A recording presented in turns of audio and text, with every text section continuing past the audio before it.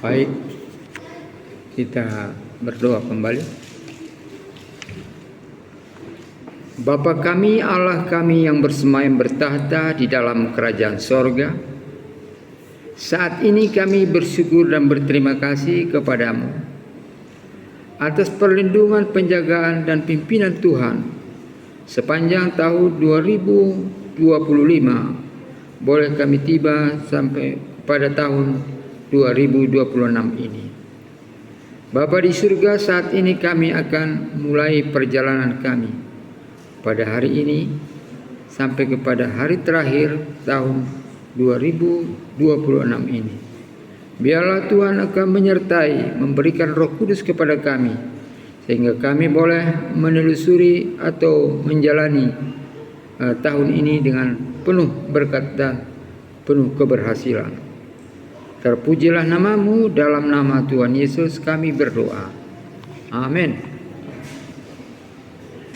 Baik, saudara-saudara yang kekasih dalam Yesus Kristus, saat ini kita sangat bersyukur dan berterima kasih kepada Tuhan yang telah memberikan kepada kita waktu dan masuk kepada 1 tahun lagi, yaitu pada tahun 2026 ya. Dan saya mengucapkan selamat tahun baru kepada kita semua. Dan selamat Sabat, pada hari ini kita boleh bersama-sama untuk menelaah, menikmati firman Tuhan pada hari ini. Saudara perlu perhatikan bahwa hari Sabat ini diberikan kepada manusia supaya manusia itu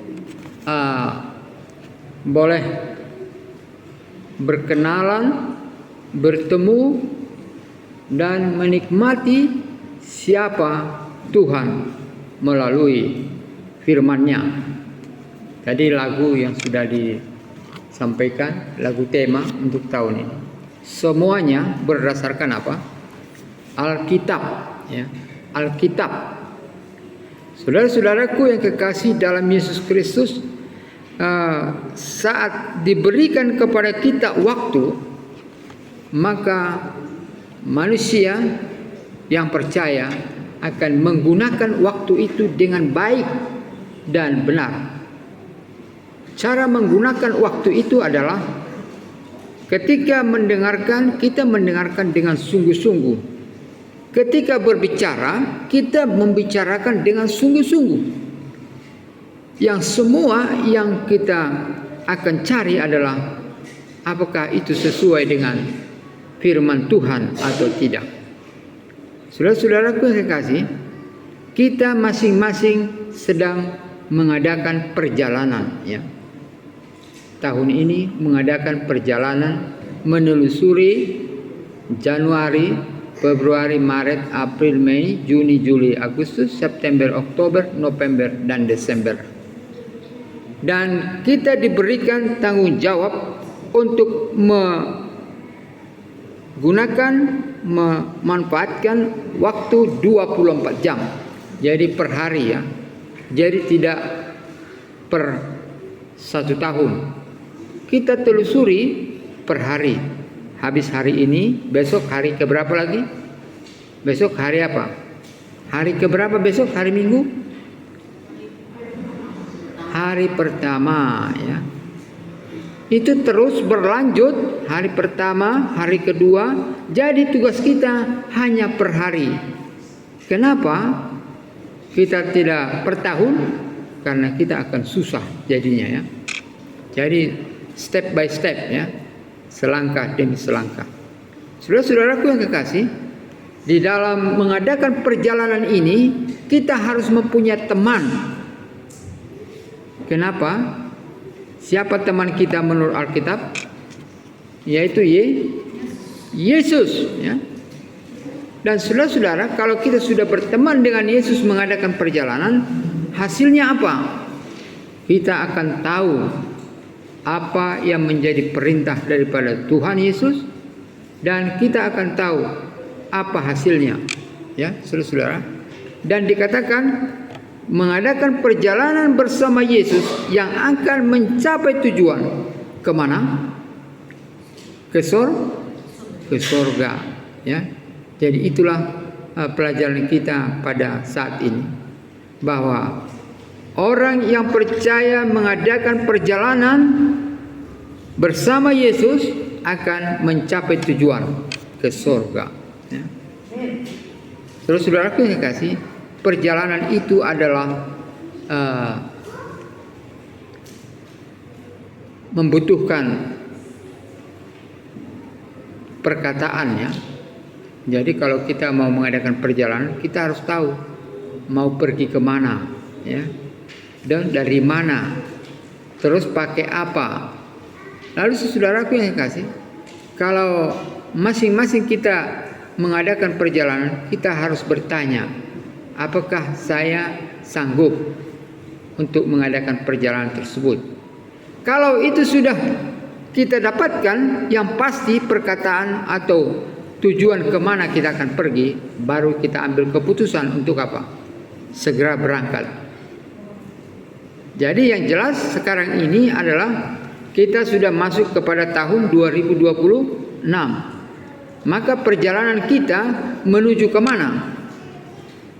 Menuju akhir tahun 2026, ya. Jadi perjalanan kita dimulai dari Januari hari ini sampai kepada Desember yang terakhir, ya. Saudara-saudaraku yang kekasih, itulah perjalanan kita. Tuhan berikan kepada kita tahun 2026. Lalu saudaraku yang kekasih, supaya kita bisa sampai kepada hari terakhir tahun ini, maka siapa yang menjadi teman kita? Alkitab mengatakan kita harus mempunyai teman dalam perjalanan itu, Yesus. Maka dikatakan di dalam Yohanes pasal yang ke-14 ayat yang ke-6, Yesus berkata, "Akulah jalan, hidup dan apa? Kebenaran. Tidak ada seorang pun yang sampai kepada Bapa kalau tidak melalui aku," kata Yesus. Ini adalah benar-benar harus kita ingat, harus kita tahu. Saudara-saudaraku yang pendengar, saat ini kita mempunyai kesempatan untuk apa? Melayani diri kita dengan mendengarkan sungguh-sungguh. Di mana kita buat Yesus itu? Kalau sudah kita tahu, kita dengarkan. Di mana? Dan apa itu yang mau kita buat? Apa yang diharapkan Yesus di dalam perjalanan kita? Mari kita buka Kolose 3 ayat 15 dan 16. Kalau ada Alkitabnya, perhatikan atau ikuti atau kita dengarkan, ya. Di dalam Kolose 3 ayat 15 dia katakan sebagai berikut. Hendaklah damai sejahtera Kristus memerintah dalam hatimu. Ini, ya. Damai sejahtera Kristus memerintah dalam hatimu. Di mana dibuat? Di rumah, di perjalanan, di dalam hati orang yang sedang mengadakan perjalanan. Saudara, sesungguhnya kita ini berjalan, mempunyai perjalanan sendiri-sendiri, ya. Lalu dikatakan lagi, karena untuk itulah kamu telah dipanggil menjadi satu tubuh, dan bersyukurlah. Jadi saudara, ketika saudara datang ke rumah ibadah pada hari Sabat ini adalah saudara telah menjawab panggilan. Tuhan menyuruh, ingatlah dan kuduskan hari Sabat. Kita dipanggil untuk beribadah pada hari Sabat, saudara sudah datang. Saat ini kita sedang memenuhi panggilan daripada Kristus. Jadi saudara, kedamaian, sukacita, kegembiraan Kristus itulah yang harus ada, memerintah di dalam hati kita masing-masing. Kemudian apalagi yang diharapkan Yesus untuk kita? Ayat yang ke-16. hendaklah perkataan Kristus diam dengan segala kekayaannya di antara kamu, sehingga kamu dengan segala hikmat mengajar dan menegur seorang akan yang lain, dan sambil menyanyikan mazmur dan puji-pujian dan nyanyian rohani, kamu mengucap syukur kepada Allah di dalam hatimu. Tadi ada yang bercerita, Ibu Diana sudah bercerita untuk anak-anak ya. Itu adalah untuk memenuhi hati anak-anak ya. Kalau mereka sungguh-sungguh. Anak-anak mungkin tadi bertanya, siapa nama ayah daripada Yusuf? Ibu Manurung, siapa nama ayah ibu nama ayah Yakub? Yusuf. Sudah saya kasih tahu ya. Saudara. Kemudian ada bapak-bapak tadi bernyanyi ya. Mereka sedang bernyanyi. Saudara-saudara, itu adalah untuk memenuhi pikiran dan hati mereka dengan puji-pujian kepada Tuhan. Sekarang kita mendengarkan firman Tuhan. Ini juga untuk memenuhi hati kita. Kenapa perlu di hati perkataan Kristus diam di dalam hati kita? Karena kita mengadakan perjalanan sendirian. Saudara-saudara, kita diberikan 1 tahun 2026. Bersama Yesus kita akan tahu kemana kita akan pergi. Kenapa? Karena Yesus itu adalah terang. Ya? Karena Yesus itu adalah sahabat kita. Karena Yesus itu adalah penebus. Karena Yesus itu adalah perantara. Jadi tidak ada orang yang boleh sampai kepada tujuan di dalam perjalanan, apalagi tujuannya ke sorga, tanpa Yesus. Itulah sebabnya saudara yang kekasih, saat ini kalau kita mau mengadakan perjalanan menuju ke sorga, kita harus bersama-sama dengan Yesus atau melalui Yesus. Tanpa Yesus maka kita tidak bisa mencapai tujuan. Jadi saudara yang kekasih, perkataan-perkataan daripada Tuhan itulah yang harus ditempatkan di dalam hati kita masing-masing. Jadi kalau itulah yang akan kita peroleh, kita miliki, kita tahu, kita ingat, maka kita akan benar-benar bisa sampai ke surga, tempat yang indah yang Tuhan akan berikan kepada orang yang percaya kepada Yesus ya. Kenapa? Karena Yesus itu adalah firman. Yesus itu adalah Tuhan. Yesus itu adalah penebus. Yesus itu adalah utusan Allah.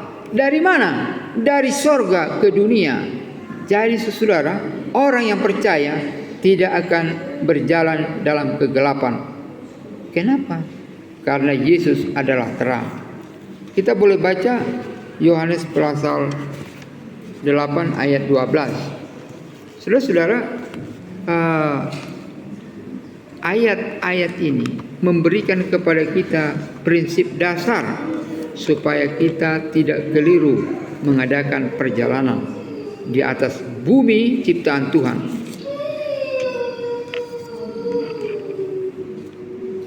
Yohanes pasal 12 pasal 8 ayat 12. Maka Yesus berkata pula kepada orang banyak, katanya, Akulah terang dunia. Barang siapa mengikut aku, ia tidak akan berjalan dalam kegelapan, melainkan ia akan mempunyai terang hidup. Saudara, itu sebabnya kita mengadakan perjalanan, ambil keputusan harus bersama Yesus. Kenapa? Karena Yesus adalah terang hidup. Karena orang yang mempunyai terang itu, mereka akan mempunyai terang, mempunyai petunjuk kemana mereka akan pergi. Dan dikatakan dalam Alkitab, tidak ada yang boleh sampai kepada Bapa kalau tidak melalui aku, Yesus katakan. Jadi saudaraku yang kekasih dalam Yesus Kristus, masing-masing kita ambil sikap untuk menerima Yesus di dalam perjalanan hidup kita selagi kita berada di mana? Di dunia ini. Kenapa kita harus menerima Yesus? Karena kita akan boleh sampai ke surga kalau bersama Yesus. Kenapa itu? Karena Yesus yang mempunyai surga itu juga. Yesus juga adalah Bapa yang sudah berada di dalam kerajaan surga.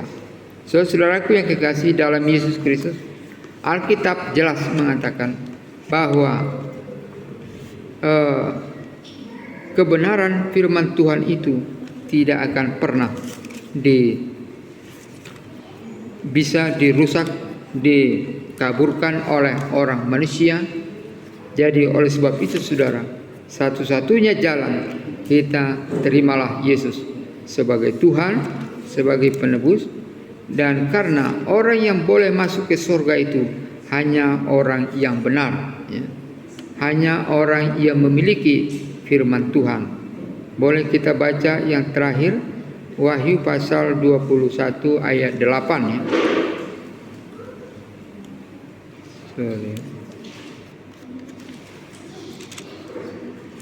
21.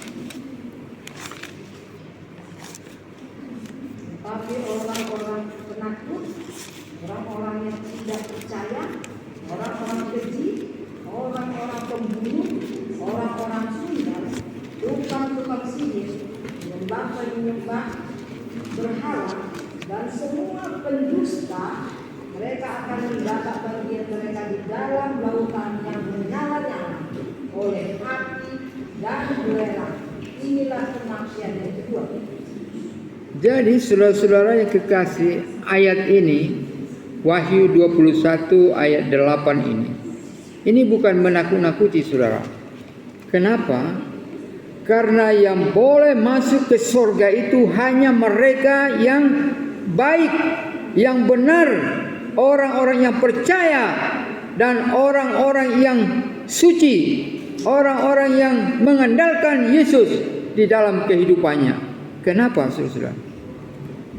Karena kita bisa bernapas karena udara ciptaan Tuhan. Kita bisa duduk di sini karena tempat tanah ciptaan Tuhan. Kita bisa menikmati makanan-makanan di atas muka bumi ini karena makanan itu ciptaan Tuhan. Kita bisa belajar di sekolah karena pelajaran-pelajaran itu berasal dari Tuhan. Kita bisa untuk melakukan perjalanan di atas bumi ini. Kita bisa bekerja, kita bisa melakukan segala sesuatu karena ini semua adalah milik Tuhan. Maka memang pantas kita kalau mau masuk ke dalam kerajaan sorga harus menjadi orang yang apa? Yang jujur, orang yang mengikuti perintah Tuhan, orang yang percaya kepada Tuhan, orang yang berserah kepada Tuhan, orang yang rendah hati, orang yang takut kepada Tuhan, dan orang yang setia kepada Allah. Ya, saudara, kenapa? Karena semua ini adalah diri kita, di luar diri kita Tuhan yang punya. Jadi kemana kita mau pergi? Jadi saudara di sini, kalau kita tidak percaya kepada Tuhan, kalau kita menjadi pendusta, kalau kita menjadi pembunuh, kalau kita menjadi tukang sihir, tukang sundal, maka alamatnya kemana? Ke dalam api neraka, menyala-nyala oleh api, saudara-saudara. Jadi ini bukan menakut-nakuti. Inilah akhirnya kalau kita tidak mau percaya kepada Yesus. Kalau kita tidak mau menerima firman daripada perkataan Yesus Kristus. Kenapa? Karena orang yang boleh masuk ke surga itu adalah orang yang mau taat kepada firman Tuhan. Tanpa itu tidak bisa. Jangan diharapkan kita masuk surga sedangkan firman-Nya tidak kita terima. Oleh sebab itu, saudara, mulai hari ini, mari kita tempatkan perkataan firman Tuhan, kebenaran itu di dalam hati kita untuk memerintah kita di dalam perjalanan kita. Supaya apa? Supaya kita boleh nanti masuk ke dalam kerajaan Tuhan yang berada di sorga. Kata Yesus demikian, bukan kata Pak Pendeta. Pak Pendeta hanya menyampaikan, biarlah Roh Kudus akan memeteraikan, mengingatkan kepada hati kita masing-masing. Tuhan Yesus memberkati.